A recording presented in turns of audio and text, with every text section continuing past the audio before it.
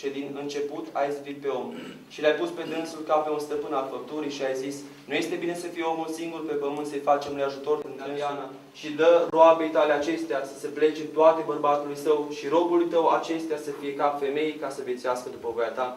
Binecuvintează-i pe dâns și Doamne Dumnezeul nostru, precum ai binecuvântat pe Avram și pe Sara, binecuvintează-i pe dâns și Doamne Dumnezeul nostru, precum ai binecuvântat pe Isaac și pe Rebecca, binecuvintează-i pe dâns și Doamne Dumnezeul nostru, precum ai binecuvântat pe Iacov și pe toți patriarhii, binecuvintează-i pe dâns și Doamne Dumnezeul nostru, precum ai binecuvântat pe Iosif și pe Asineta, binecuvintează-i pe dâns și Doamne Dumnezeul nostru, precum ai binecuvântat pe Moise și pe Sefora, binecuvintează-i pe dâns și Doamne Dumnezeul nostru, precum ai binecuvântat pe Joachim și pe Ana. Binecuvintează-i pe dâns și Doamne Dumnezeul nostru, precum ai binecuvântat pe Zaharia și pe Elisabeta. Păzește pe dâns și Doamne Dumnezeul nostru, precum ai păzit pe noi în corabie. Păzește pe dâns și Doamne Dumnezeul nostru, precum ai păzit pe Iona în pântecele chitului. Păzește pe dâns și Doamne Dumnezeul nostru, precum ai păzit de foc pe sfinții trei tineri, trimițându-le lor rouă din cer.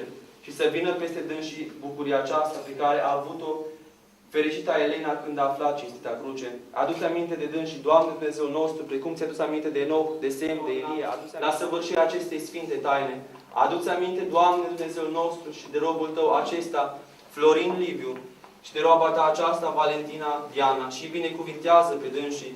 Dă-le lor roadă pântecelui, prunci bun și bună înțelegere sufletească și trupească, înalți pe dânsii, ca cedrii Libanului, ca o vio răzlită, dă-le roadele pământului, ca toată îndestularea având să sporească spre tot lucru cel bun și bineplăcuție, și să vadă pe fiilor lor ca niște mlădițe tinere de măslin în prejurul mesei lor, și bine plăcând înaintea ta să strălucească ca luminătorii pe cer, în tine, Domnul nostru, căreia se cuvine toată slava, cinstea și învinăciunea Tatălui și Fiului și Sfântului Duh, acum și pururea și în vecii vecilor.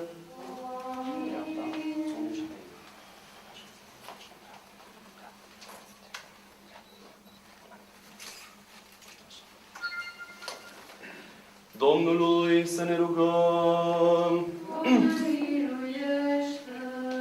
Dumnezeule cel Sfânt, care din țărân ai făcut pe om și din coasta lui ai făcut femei și ai însoțit-o lui spre ajutor, pentru că așa a plăcut slava ta, să nu fie omul singur pe pământ, însuși acum, stăpâne, întinde mâna ta din sfântul tău locaș și unește pe robul tău acesta, Florin Liviu, cu roaba ta aceasta, Valentina Diana, pentru că de către tine se însoțește bărbatul cu femeia, unește pe dânsii într-un gând, încununează-i într-un trup, dăruiește-le roadă pânteciului, dobândire de prunci bun, ca ta este stăpânirea și împărăția și puterea și slava Tatălui și a Fiului și a Sfântului Duh, acum și pururea și în vecii vecilor.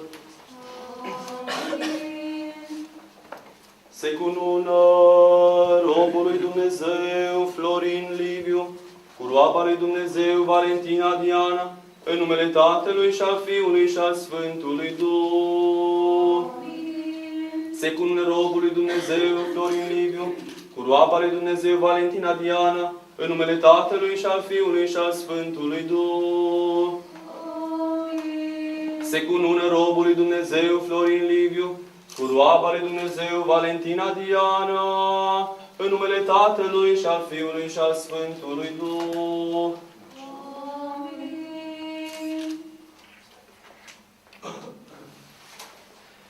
Se cunună roaba lui Dumnezeu Valentina Diana, cu robul lui Dumnezeu Florin Liviu, în numele Tatălui și al Fiului și al Sfântului Duh. Se cunună roaba lui Dumnezeu Valentina Diana, cu robul lui Dumnezeu Florin Liviu, în numele Tatălui și al Fiului și al Sfântului Duh. Se cunună roaba lui Dumnezeu Valentina Diana, cu robul lui Dumnezeu Florin Liviu, în numele Tatălui și al Fiului și al Sfântului Duh.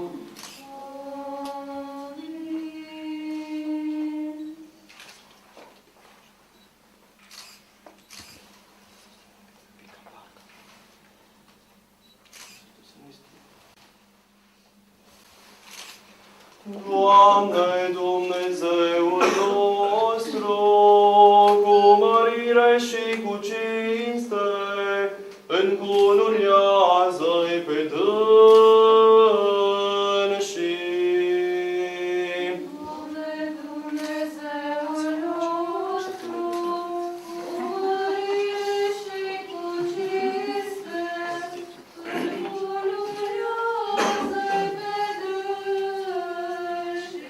Să luăm aminte, pace tuturor!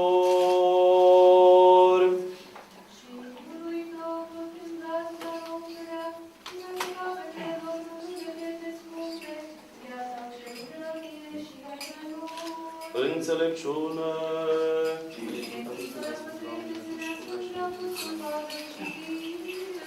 Să luăm aminte!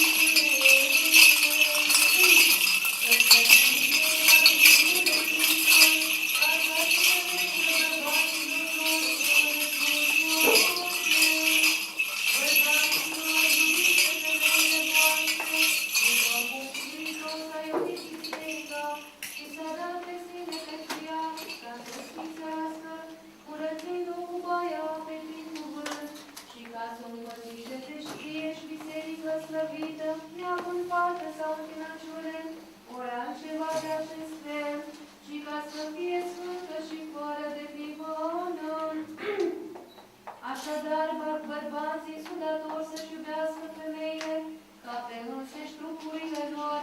Cel ce iubește femeia pe sine se iubește cum și Hristos biserică.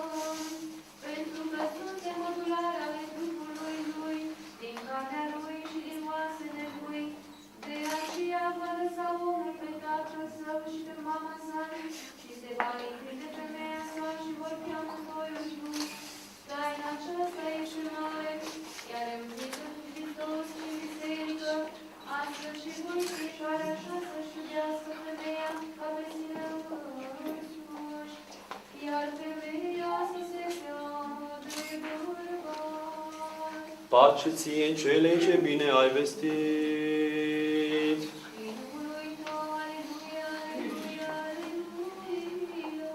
Înțelepciune drept să ascultăm Sfânta Evanghelie, pace tuturor! Din Sfânta Evanghelie la Sfântul Apostol și Evanghelist Ioan, citire. Să luăm aminte, în vremea aceea s-a făcut nuntă în Cana Galilei, iar mama lui Iisus era acolo și au fost chemat la nuntă și Iisus și ucenicii săi. Și sfârșindu-se vinul, i-a zis mama lui Iisus către dânsul: nu mai au vin. Iar Iisus i-a răspuns: ce ne privește pe mine și pe tine, femeie? Ceasul meu nu a venit încă. Mama lui a zis celor ce slujau: să faceți ceea ce vă va spune. Și erau acolo 6 vase de apă făcute din piatră, puse pentru curățirea iudeilor, și prin care luau câte 2 sau 3 vedre. Iisus le-a poruncit: umpleți vasele cu apă, și le-a umplut până sus. Apoi le-a zis: scoateți și aduceți nunului. Și ei au dus. Și când nunul a gustat apa care se transformase în vin, și nu știau de unde este, dar slujitorii care scoseseră apa știau, a strigat nunul către mire și i-a spus: orice om pune întâi vinul cel bun și când a băut bine, pune pe cel mai slab. Dar tu ai ținut vinul cel bun până acum. Acest început al minunilor l-a făcut Iisus în Cana Galilei și s-a arătat slava sa.